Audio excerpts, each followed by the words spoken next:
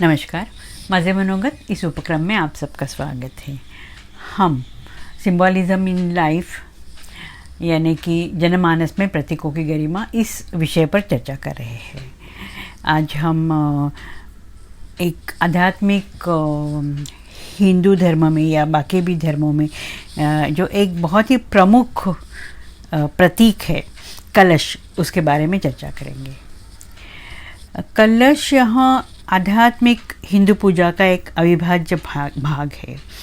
कोई भी पूजा हो, मंगल प्रसंग हो, त्यौहार हो, दीपावली, नवरात्रि, गणपति उत्सव, हवन, कोई प्रकार का मंगल प्रसंग हो, वहाँ उसका प्रारंभ जो है वह कलश की स्थापना से ही होता है। कलश को पूर्ण कुंभ, कुंभ, घट, भद्र घट, मंगल कलश, गर्भो आदि नामों से भी जाना जाता है।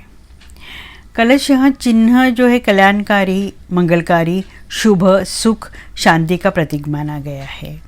हिंदू धर्म में कलश तो एक हिंदू संस्कृति का प्रतीक तो है ही, पर बाकी भी कई धर्मों में कलश को एक शुभ प्रतीक, एक कल्याणकारी प्रतीक मान के उसको अंकित किया जाता है।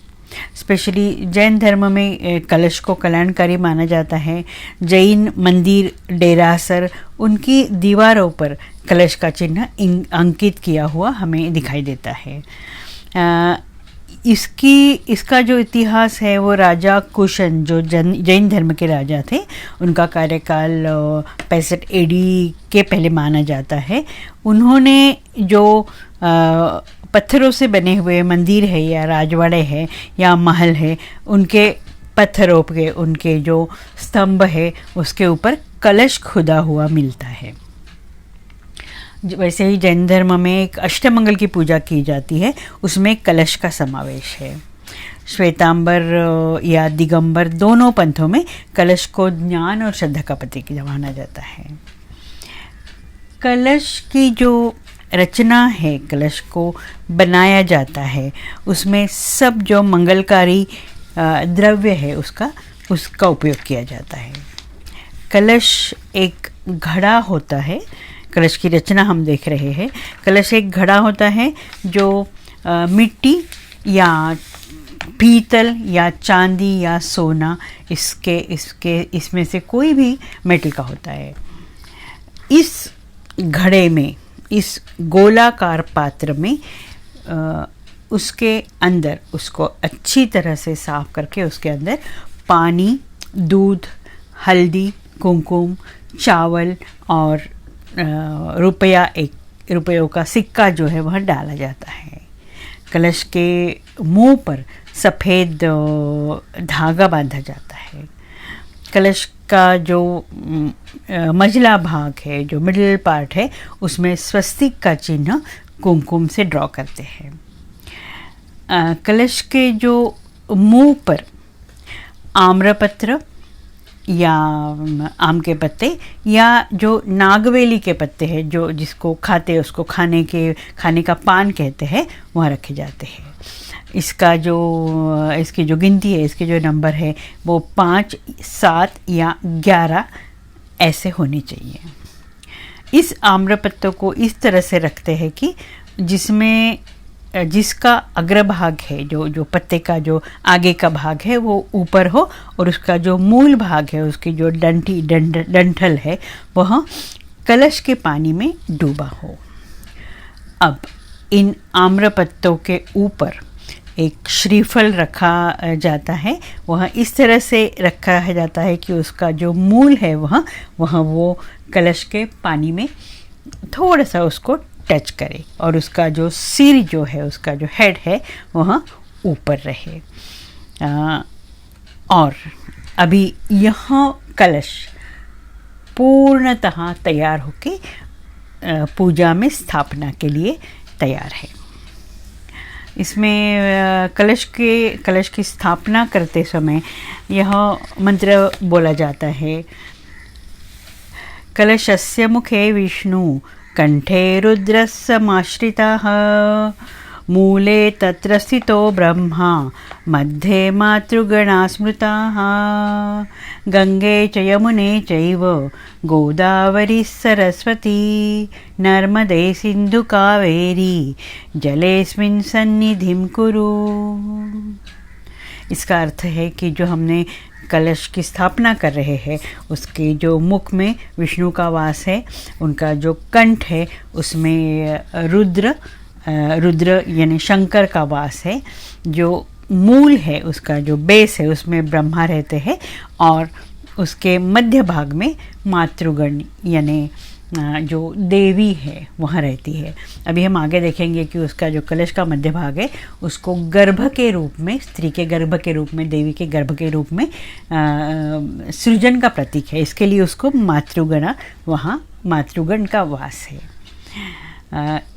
इसमें गंगा, यमुना, सरस्वती, गोदावरी, नर्मदा, सिंधु, कावेरी, इनका जल प्रवेश करे या उनका जो जल है वो यहाँ जो नदियाँ है वह ये शुभ नदियाँ है, पवित्र नदियाँ हैं, इनका जल मानो इस कलश में प्रवेश करे। इस तरह से मंत्रोपचार के साथ वो कलश की स्थापना की जाती है।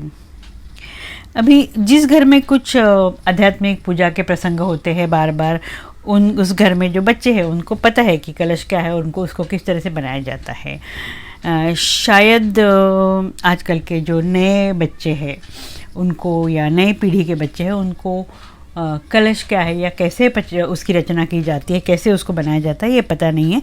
इसके लिए ये थोड़ा सा डिटेल बताया है कि कलश किस तरह से, पूरा उसकी रचना किस तरह से होती है। अभी हम थोड़ा इतिहास में जाए तो कलश का जो उगम है, उसका जो मूल है, उसकी उत्पत्ति जो है, कलश की उत्पत्ति जो है वो समुद्र मंथन के समय में समुद्र से हुई है। उसकी जो उत्पत्ति है वह समुद्र से निकला है।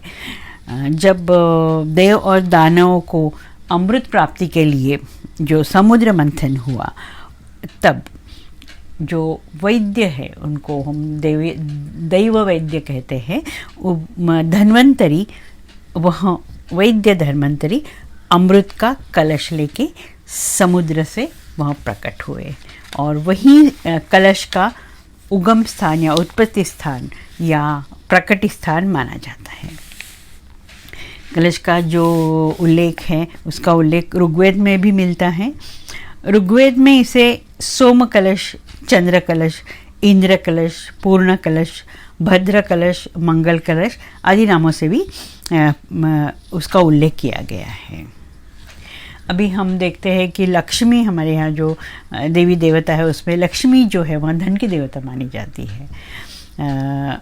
हमेशा उनका जो चित्र है, लक्ष्मी का चित्र है, उसमें वह हाथ में कलश लिए खड़ी हुई या बैठी हुई दिखाई देती है और उनके जो कलश से जो सोने के सिक्के हैं जो वह निकालते हुए दिखाई देते हैं। यहाँ भी जो धन का कलश जो है वो धन का प्रतीक भी माना जाता है। कलश को कल्याण का, पूर्णत्व का प्रतीक माना जाता है। इसमें घट जो है उसको जगत का प्रतीक मानते हैं और कलश के अंदर की जो जगह होती है उसको वह पृथ्वी का प्रतीक है। और कलश के जो बाकी सब उनके जो अलग अलग जो उसकी रचना है, अलग अलग जो उसके हिस्से हैं, वह उसमें जो आम के पत्ते हैं जो वह भगवत कृपा का प्रतीक है और नारियल जो है उसके ऊपर हम श्रीफल रखते हैं, वह काम का, इच्छा का प्रतीक है। कलश के अंदर के जो द्रव जो है, जो पानी है या दूध है उसमें, या उसमें थोड़ा कभी कहीं उसमें दही भी डाला जाता है, वहाँ प्रकृति जो कि जीवन है, उस प्रकृति का प्रतीक, जन्म का प्रतीक, जननी का प्रतीक, सृजन का प्रतीक वहाँ माना गया है। कलश में जो सुपारी और चावल, हल्दी कुमकुम और वो एक कॉइन डाला जाता है, यह जीवन का बीज जो है उसका प्रतीक है। और यहाँ जो चीज़ें हैं, वहाँ जो ये द्रव्य है जो कलश में डाली जाती है, वह अक्षय है, कभी ख़त्म न होने वाली, अक्षय, हमेशा चलने वाली, उसका प्रतीक माना गया है। अभी कलश में कहते हैं कि पंचमहाभूतों का भी वास होता है। कलश का जो मूल है, कलश का जो बेस है, उसमें पृथ्वी निवास करती है। उसका जो अंदर का भाग है, अंदरूनी भाग है, उसमें जल का स्थान है। उसके मुख में वायु रहता है और मुख का जो ऊपर भाग है उसमें अग्नि का वास है। और आम्रपत्र और श्रीफल जो है वो आकाश को दर्शाते हैं, वहाँ आकाश का प्रतीक है। कलश में जो हमारे शरीर के अंदर सप्त चक्र है, उनकी कल्पना की गई है। कलश के मूल में मूलाधार चक्र है, निचली भाग में, मूल के ऊपर थोड़ा निचले भाग में स्वाधिष्ठान चक्र है, मुंह में, उसके मुख में अग्नि चक्र है, आम्रपत्रों में अनाहत चक्र है, श्रीफल में, श्रीफल का जो मूल है उसमें विशुद्धि है, श्रीफल के जो मझला भाग है, मिडिल पार्ट है, उसमें आज्ञा चक्र, और जो श्रीफल का जो ऊपरी भाग है उसमें सहस्त्राक्ष चक्र होते हैं।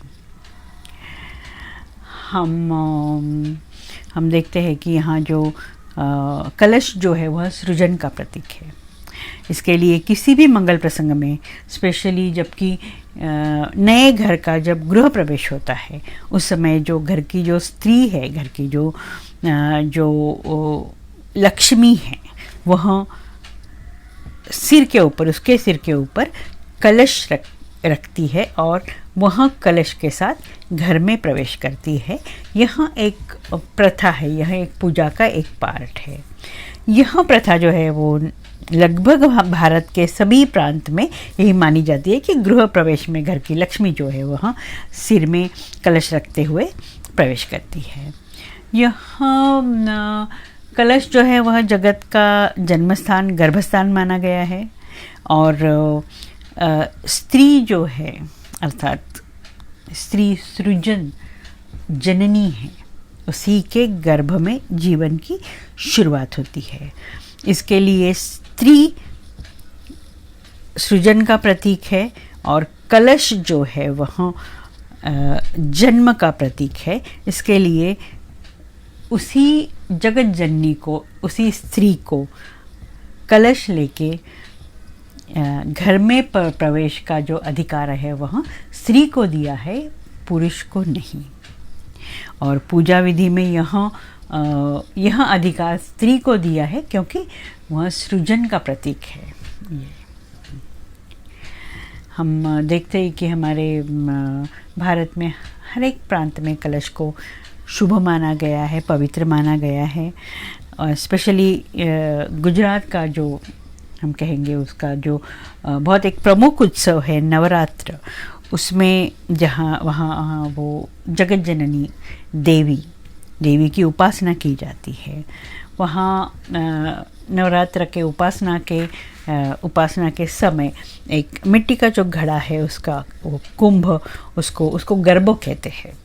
तो उसके अंदर, वो कुंभ के अंदर एक दीपक रखते हैं और उस पूरी कुंभ की पूजा की जाती है। और वो जो दीपक है वह नवरात्र में हमेशा जलता हुआ रखते हैं। यहाँ भी जो प्रतीक है वह जो कल्पना है, ये कल्पना है कि जो कुंभ जो है वह स्त्री के गर्भ का प्रतीक है और वह दीपक जो है अंदर रखा हुआ वह जन्म का, ज्ञान का और जनन का, सृजन का प्रतीक है। शायद हमको बहुत सारे, शायद हमको पता नहीं है या पता नहीं होता या पता भी हो कि आंध्र प्रदेश है, उस आंध्र प्रदेश के राज्य का जो राष्ट्रीय प्रतीक है, उनके राज्य प्रतीक है, वह कलश है। जो सप्तर्षि है, सप्तर्षि में एक प्रमुख ऋषि है अगस्त्य ऋषि। उनका जन्म कुंभ से हुआ है।